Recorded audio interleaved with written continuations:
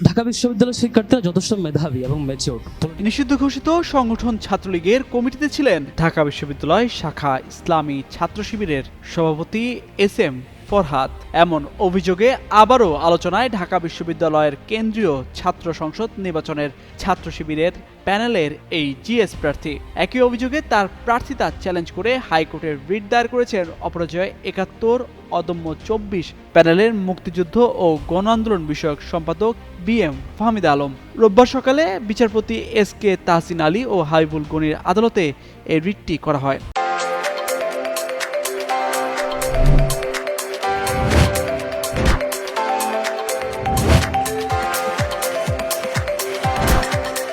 এদিন রিটের পক্ষে শুনানি করেন ব্যারিস্টার জ্যোতির্ময় বড়ুয়া।